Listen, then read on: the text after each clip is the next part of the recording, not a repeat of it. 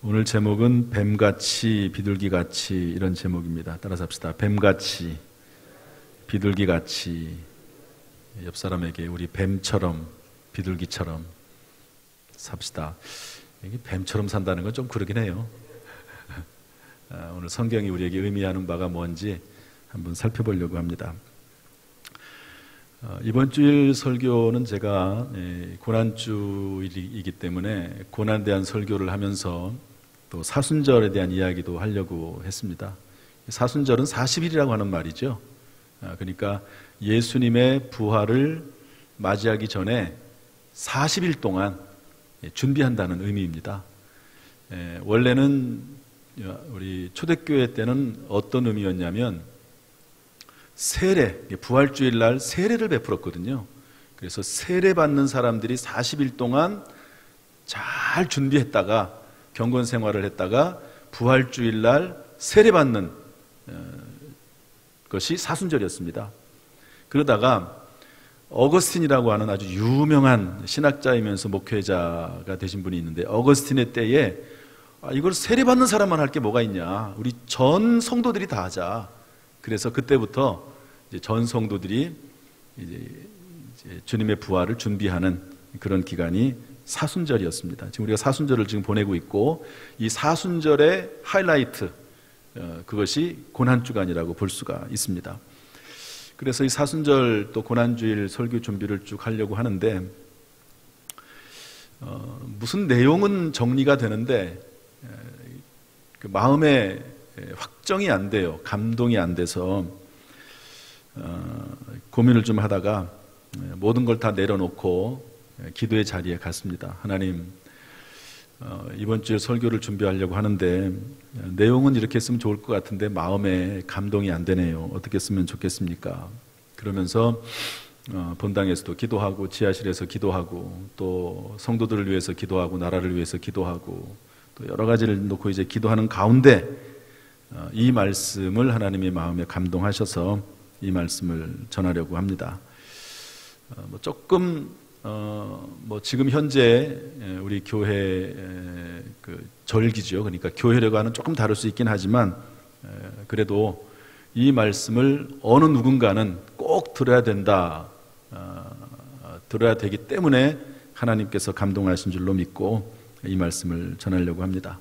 오늘 말씀이 저 여러분에게 또 영상으로 드리는 모든 성도들에게도 큰 은혜가 될 수 있기를 주님의 이름으로 축복합니다. 첫 번째 이 속에 들어있는 교훈 3가지가 있는데요. 우리 16절 다시 한번 읽어보겠습니다. 시작.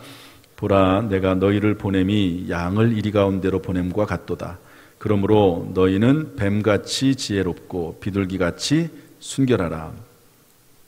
여기 보면 예수님께서 말씀하시기를 내가 너희를 보냄이 양을 이리 가운데 보낸 것 같다 그랬습니다. 이 말을 다시 하면 이렇게 되겠죠. 우리는 양이고 이 세상은 이리와 같다, 이렇게 볼 수 있습니다. 따라서 저를 따라서 하시죠. 우리는 이리 가운데 있는 양과 같다. 여러분 그렇게 생각이 되십니까? 나는 양은 아닌 것 같은데, 나는 세상에서 이리 같은데, 그런 분은 설마 없으시겠죠? 성경은, 주님은 우리는 양이다, 세상은 이리와 같다, 그런 의미입니다. 여러분, 양은 공격 무기가 없습니다. 발톱이 날카로운 것도 아니고 뿔이 있는 것도 아니고 이빨이 강한 것도 아니고요. 양은 공격 무기가 하나도 없습니다. 오로지 공격을 당할 수밖에 없는 것이죠. 시력도 약해가지고 적을 제대로 분간하지도 못하고, 그래서 앞에 있는 양 뒷꽁무니만 쫓아갑니다. 그러다가 길을 잃어버리면요, 찾아올 수가 없어요. 시력이 약해가지고 어디가 어딘지를 모릅니다. 이런 양은 이리에게 있어서, 늑대나 사자나 이런 동물들에게 있어서는 아주 유용한 먹잇감이 되는 거죠. 그런데 놀랍게도 주님은 우리가 이리 가운데 있는 양과 같다고 말씀하고 있습니다. 이게 맞는 말인가? 그럴 수 있을지 모르지만요, 우리 한국에서처럼 이렇게 예수 믿는 사람들이 편하게 예배드리는 그런 곳이 그렇게 흔치 않습니다. 지금도 중국에서, 북한에서, 또 아프리카에서, 남미에서 예수 믿는 것 때문에 고통당하고 또 고문당하고 붙잡히고 사회적인 불이익을 당하고 하는 그런 사람들이 많습니다. 그럼에도 불구하고 하나님 앞에 신앙을 포기하지 않고 믿음으로 살아나가는 분들이 많거든요. 우리 역사를 보면 초대교회, 성경에 나와 있는 초대교회는 예수 믿는다고 하는 이유 때문에 붙잡혀서 죽기도 했습니다. 초대교회의 대표적인 이야기가 AD 64년 네로 황제 때 이야기입니다. 로마의 황제죠. 로마의 대화재가 났습니다. 로마시의 3분의 2가 불탔습니다. 여러분 한번 생각을 한번 해보세요. 우리 당진시의 3분의 2가 불탔다고 생각을 한번 해보십시오. 뭐 난리가 날 겁니다. 백성들이 원망하고 또 그 모든 책임을 누구한테 돌릴까요? 시장한테 돌리겠죠. 시장한테. 아니 시장이 뭐 했냐, 시의원들은 뭐 했냐, 공무원들은 뭐 했냐, 그러면서 난리가 나지 않겠습니까? 폭동이 일어나고 뭐 그렇게 되겠죠. 로마의 대화재가 나니까 모든 책임이 로마 황제에게 돌아가는 거죠. 그때 황제가 네로입니다. 네로가 아무리 진정시키려고 해도 뭐 도저히 막을 수가 없어요. 심지어는 네로가 불을 질러가지고 로마에다가, 그리고 그것을 바라보면서 하프를 뜯으면서 시를 졌다, 이런 소문도 막 돌고, 그게 진짜인지 뭐 가짜인지는 모르지만 그런 소문이 막 돌기 시작을 하는 겁니다. 그러니까 그때 네로 황제가 했던 게 있습니다. 그 로마의 대화재가 난 것은 예수 믿는 사람들이 그런 것이다. 예수 믿는 사람들에게 다 뒤집어 씌워요. 여러분 그 당시에 얼마나 많은 사람들이 있겠습니까? 노예들도 있을 것이고 다른 이방 종교도 있을 것이고 얼마나 많겠어요. 그 당시에는 이 다신을 섬기는, 다문화하면서 로마는 다신을 섬기거든요. 그런데도 불구하고 그 중에 예수 믿는 사람을 콕 찍어가지고 예수 믿는 사람들을 붙잡아서 탄압하고 고문하고 그러기 시작을 했습니다. 로마 정부가. 이때 바울이 순교했습니다.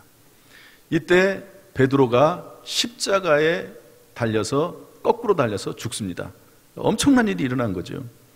물론 네로 황제는 그 이후 AD 68년에 4년 후에 자살합니다. 자살로 젊은 나이에 인생을 마감하고 말지요. 어쨌든 여러분, 교회가 이상하게 사람들이요, 교회 다니는 사람들을 이상하게 싫어해. 저는 영적인 거라고 봅니다. 제가 이전에 한참 이제 전도를 집집마다 하면서 십자군 전도대 시절에 2년 동안 제가 전도만 했거든요. 오로지 전도만. 잠자고 나면 전도, 잠잘 때 들 때까지 전도. 그런데 이상하게 뭐 예를 들어서 뭐 어떤 절에서 와가지고 뭐 시주하고 그러면 그 정도까지는 안 하는데요. 이상하게 집에 들어가서 전도하려고 하면은 욕을 하기도 하고 심지어는 물을 뿌리기도 하고 뭐 이러는 경우가 있습니다. 저는 이것이 상당한 영적 싸움이라고 생각을 합니다. 역사상으로 교회가 이런 핍박을 받아가면서 신앙을 지키면서 여태까지 와 있고, 한국 교회가 지금처럼 자리를 잡은 것도 그런 핍박을 다 피해가면서 견뎌가면서 여기까지 온 것이지요. 여러분, 우리나라 일제 치하의 일본 제국주의는 교회를 폐쇄했습니다. 예수 믿는 사람들을 잡아 죽였습니다. 6.25 전쟁 당시 공산주의자들은 예수 믿는 사람들을 죽였고 고문했고 납북 끌고 갔습니다. 지금도 북한의 지하교회에서는요, 예수 믿으면 붙잡혀서 인권유린 당하고 강제 수용소에 끌려갑니다.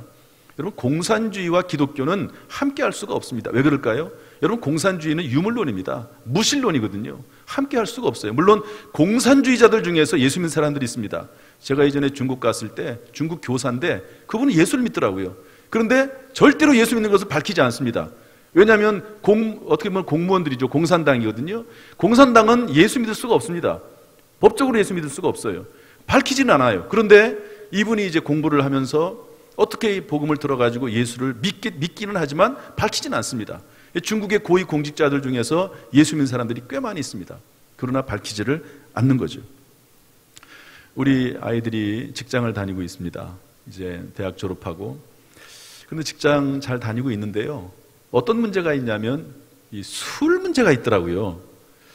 이상하게 예수 믿는 사람들에 대해서는 직장 상사들이 술 문제 가지고 그렇게 관심을 가져요.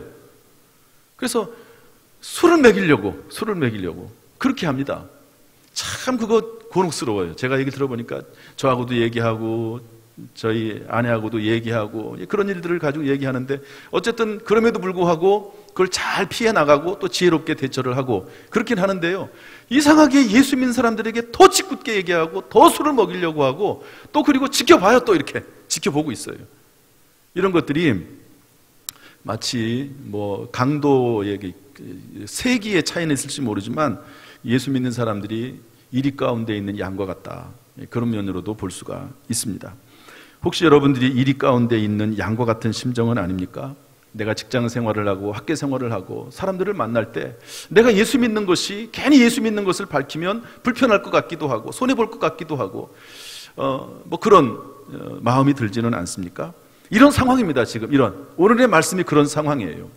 아마 지금 코로나19 상황도 그런 상황일 수 있을지 모르겠습니다. 여기에 대해서 주님은 이렇게 말씀하시는데요, 두 가지를 말씀하시는데, 첫 번째로 우리 16절 다시 한번 읽어보겠습니다. 16절 시작. 보라, 내가 너희를 보냄이 양을 이리 가운데로 보냄과 같도다. 그러므로 너희는 뱀같이 지혜롭고 비둘기같이 순결하라. 따라합시다. 뱀같이 지혜로워라.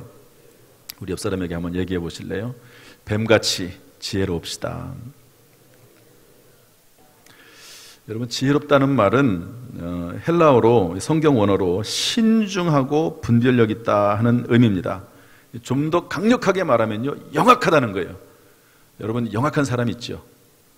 아주 분별력 아주 똑부러지고요, 아주 철두철미하고 실수하지 않고요, 돌다리도 두드리고 건너갈 것처럼 아주 분별력이 있으면서 철두철미한 겁니다. 그게 뱀처럼 지혜롭다라고 하는 의미입니다. 따라서 이 말씀은 양과 같은 우리로 하여금 신중하고 분별력이 있어서 위험에서 벗어나도록 하라고 하는 주님의 당부입니다. 여러분, 사도 바울이 예수 믿고 나서 다메섹에서 곧바로 전도하거든요. 다메섹으로 가서 다메섹에 있는 예수 믿는 사람들을 잡아 죽이려 갔던 사울이 변화가 돼가지고 사도 바울이 되지 않습니까? 그리고 나서 다메섹에 가서 예수 믿는 사람들을 잡는 게 아니라 예수 믿는 사람들에게 전도합니다. 전도를 하니까 사람들이 놀라는 거죠. 아니, 저 사람이 예수 믿는 사람을 잡으러 왔다가 이제는 오히려 예수를 전하네? 그러니까 주변 사람들이 처음에는 의아하게 생각했다가 유대인들을 중심으로 해가지고 사도 바울을 잡아 죽이려고 합니다. 그때 이야기인데요, 우리 사도행전 9장 23절 25절 말씀 읽어보겠습니다. 시작. 여러 날이 지남에 유대인들이 사울 죽이기를 공모하더니 그 계교가 사울에게 알려지니라. 그들이 그를 죽이려고 밤낮으로 성문까지 지키거늘 그의 제자들이 밤에 사울을 광주리에 담아 성벽에서 달아 내리니라. 사도 바울이 아직 죽을 때가 아닌 거죠. 이제 복음 전도 초기입니다. 그냥 그 자리에 앉아서 죽는 게 아니라 제자들과 함께 밤에 광주리에 담아 내려져서 그리고 살아나는 것을 볼 수가 있습니다. 물론 하나님이 순교를 원하실 때는 순교해야 되겠죠. 그러나 그게 아니라면 지혜를 총동원해서 그 위기를 헤쳐나가는 것이 성경적이다 하는 것이네. 미련하게 그냥 다 당하기보다 어찌됐든지 간에 지혜롭게 그 상황을 헤쳐나가는 것도 성경적이다 하는 것을 알려주고 있습니다. 여러분, 혹시 위험 중에 있지는 않습니까? 위기 중에 벗어나야 될 일이 있지는 않습니까? 그렇다면 여러분, 하나님 앞에 뱀같은 지혜를 구해서 그 위기들을 잘 극복할 수 있기를 주님의 이름으로 축복합니다. 그래서 성경은 이렇게 말하거든요. 야고보서 1장 5절 말씀 한번 읽어보겠습니다. 다 같이 읽어보죠. 시작. 너희 중에 누구든지 지혜가 부족하거든 모든 사람에게 후히 주시고 꾸짖지 아니하시는 하나님께 구하라. 그리하면 주시리라. 할렐루야. 따라합시다. 그리하면 주시리라. 다시 한번. 그리하면 주시리라. 다시 한번. 그리하면 주시리라. 여러분, 이 말씀을 믿고 여러분 위기 가운데 하나님 앞에 지혜를 구할 수 있기를 주님의 이름으로 축복합니다. 마지막으로 두 번째면서 마지막 세 번째로 우리 16절을 다시 한번 읽어보겠습니다. 뭐라고 말씀하시는지 다 같이 시작. 보라, 내가 너희를 보냄이 양을 이리 가운데로 보냄과 같도다. 그러므로 너희는 뱀같이 지혜롭고 비둘기같이 순결하라. 따라합시다. 비둘기같이 순결하라. 여러분, 뱀같이 지혜로움에 있어서 주의할 것이 하나가 있습니다. 지혜로움에 순결이 결여될 때 그것은 교활하게 됩니다. 타락하게 되죠. 여러분, 사람이 순수하지 못하고 순결하지 못하면 지혜는 있는데 똑똑하긴 한데 그러면 사기꾼이 되는 거죠. 자기가 타락할 뿐만 아니라 다른 사람을 타락시키게 됩니다. 여러분, 성경에 지혜로운 동물로 뱀이 나오는데, 에덴 동산에서 사탄이 뱀을 가장해서 하와로 하여금 선악과를 따먹게 하죠. 자신도 타락하는 일일 뿐만 아니라 원래 타락한 존재가 사탄이지만 다른 사람으로 하여금 타락하게 하는 것이 똑똑하기 때문에 그렇습니다. 여러분, 똑똑하지 못한 사람은 다른 사람에게 사기도 못 칩니다. 그러지 않습니까? 그런데 똑똑한 것, 이 지혜로움, 교활함만 가지고 있으면 다른 사람을 해치는 것이죠. 따라서 성경은 우리에게 말씀하기를 이리 가운데 있는 양 같은 우리에게 비둘기같이 순결할 것을 또한 주문하시는 겁니다. 순결하다는 말은 부패한 것에 혼합되지 않았다, 오염되지 않은 순수한 상태를 의미합니다. 결과적으로 이 말을 뭐라고 볼 수 있냐면 지혜와 순결함이 함께 있어야 된다는 겁니다. 이리 때 가운데서 사명을 감당해야 될 성도들은 불필요한 충돌이나 반대를 피하기 위해서 뱀처럼 지혜로워라. 동시에 너무 약삭빠르거나 과민하게 되어서 지혜가 오히려 두려움이나 도피로 타락할 지경에 이르지 않도록 비둘기같이 순결해라. 이 두 가지가 다 갖춰져야지만이 신앙생활을 온전하게 할 수 있다는 것을 말씀해주고 있는 것이지요. 성경에 비둘기같이 순결했던 사람을 소개하려고 하면 많이 있지만 다니엘을 들 수가 있습니다. 우리 다니엘서 6장 10절 말씀 한번 다 같이 읽어보죠. 시작. 다니엘이 이 조서에 왕의 도장이 찍힌 것을 알고도 자기 집에 돌아가서는 윗방에 올라가 예루살렘으로 향한 창문을 열고 전에 하던 대로 하루 3번씩 무릎을 꿇고 기도하며 그의 하나님께 감사하였더라. 오직 왕에게만 기도할 수 있고 무언가 구할 수 있는데, 그렇지 않으면 사자굴에 집어넣는다고 했는데요, 그럼에도 불구하고, 그런 상황을 알매도 불구하고 다니엘은 하나님 앞에 기도하기를 중단하게 하지 않았습니다. 지혜롭게 한다고 해서 기도를 포기할 수는 없습니다. 지혜롭게 한다고 해서 성도 간의 교제와 사랑을 중단할 수는 없습니다. 지혜롭게 한다고 해서 전도와 선교를 포기할 수는 없다는 것이지요. 왜냐하면 본질이기 때문에 그렇습니다. 코로나19 사태로 인해서 교회 예배가 많이 위축됐습니다. 그럼에도 불구하고 하나님 앞에 예배 드리는 것을 중단하지 않으려고 교회가 무던 애를 쓰고 있습니다. 현장 예배를 드리되 어쨌든 최대한도로 거리를 뛰어가면서 정부에서 요구하는 7가지 지침을 지켜가면서 예배를 드리고 있습니다. 그것만으로는 성도들이 다 참석을 못하니까 온라인 예배를 드려서 실시간 영상 예배를 드리고 있는 거죠. 지혜를 발휘하는 겁니다. 그러다가도 이런 부활절 같은 경우에 부활절이 주일이 됐는데도 하나님의 전에 나와서 예배드리지 못한다는 안타까움이 있으니까, 여러분, 제가 이제 성결신문이나 다른 교회 홈페이지에 제가 많이 들어가 봅니다. 제가 우리 교회 어떤 정책을 행하고 그리고 어떤 이야기를 주보에다 발표하고 문자를 띄울 때 그냥 제 임의로 하는 게 아닙니다. 당진에 있는 모든 거의 교회들의 홈페이지를 들어가 보고, 그리고 한국에 있는 교회들을 다 돌아보면서 그 수많은 이야기를 들어가면서 우리 교회 상황, 당진의 상황 가운데 비춰봐서 가장 합리적이고 할 수 있을 만한 지혜로운 방법을 찾아서 제가 하는 거지, 그냥 제 개인적으로 하는 게 아닙니다. 두루두루 듣는 거지요. 다 들어봅니다. 다 들어보고 생각을 해보고. 그런데 얼마 전부터 한국교회가 어떤 예배를 드리기 시작을 했냐면 드라이브인 예배를 드리기 시작을 했어요. 처음에 미국에서 또 시작이 됐는데요, 미국 주차장이 넓으니까 이 방송 주파수를 가지고, 라디오 주파수를 가지고 예배를 드리는 거죠. 그런데 한국은 뭐 주차장이 넓지 않죠. 그러나 그럼에도 불구하고 한국은 특별히 이제 라디오 방송은 조금 절차가 복잡하긴 하지만 다 핸드폰이 있지 않습니까? 핸드폰, 스마트폰이. 그걸 통해서 드라이브인 예배를 드리기를 시작을 하더라고요. 이게 최근에 이제 그런 교회들이 좀 생겼습니다. 많지는 않습니다. 전국적으로 뭐 얼마나 되겠습니까? 2%, 뭐 3%도 안 되는 거죠. 그런데 부활주일만큼은 뭐 그 이후에 어떻게 될지 모르지만 우리 성도들이, 특별히 어린 아이들이라도 와서 예배를 드렸으면 좋겠다, 그런 생각이 들더라고요. 여러분, 왜 이런 방법을 동원합니까? 우리는 예배 공동체이기 때문에 그래요. 예배를 포기할 수는 없는 거죠. 여러분, 우리 뒤에 보면은 우리 교회 로고가 있습니다. 가운데 십자가는 예수 그리스도 십자가입니다. 우리의 목적이 뭡니까? 본질이 뭡니까? 하나님에게, 예수님에게 예배 드리는 거예요. 또한 양쪽에 두 십자가는 강도 십자가입니다. 예수 믿은 강도, 예수 믿지 않은 강도. 여러분, 예수 믿은 강도, 예수 믿은 사람들은요, 서로 친교하고 교제하고 사역하고 봉사하고 전도하는 거지요. 불신자들에게는 또한 전도하는, 선교하는 사명을 갖는 것입니다. 이것이 교회의 본질이거든요. 본질. 이 본질에서 벗어날 수는 없는 것입니다. 우리가 아무리 지혜를 동원한다고 해도 여러분, 예배 자체를 중단할 수는 없는 거죠.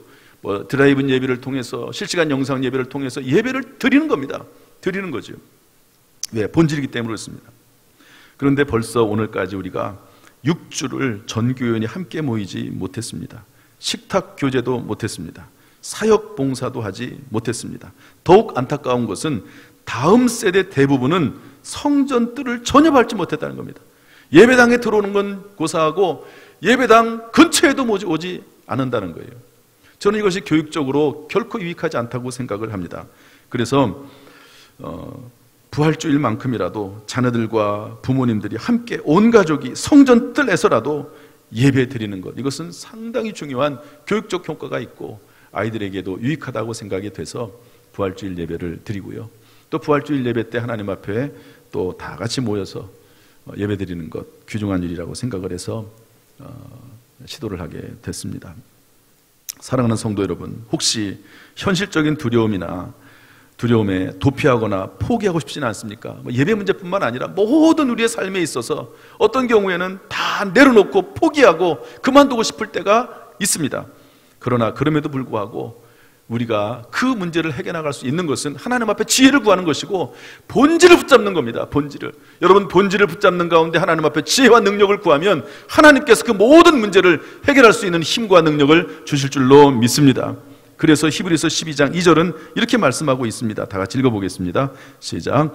믿음의 주요 또 온전하게 하시는 이인 예수를 바라보자. 그는 그 앞에 있는 기쁨을 위하여 십자가를 참으사 부끄러움을 개의치 아니하시더니 하나님 보좌 우편에 앉으셨느니라.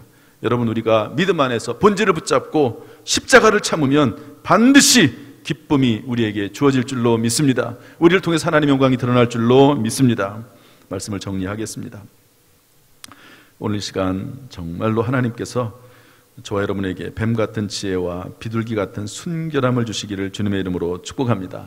하나님이 주시는 지혜와 능력으로 모든 일이 합력하여 선이 되고 오히려 더 잘 되고 크게 잘 되는 역사가 있기를 주님의 이름으로 축원합니다. 할렐루야.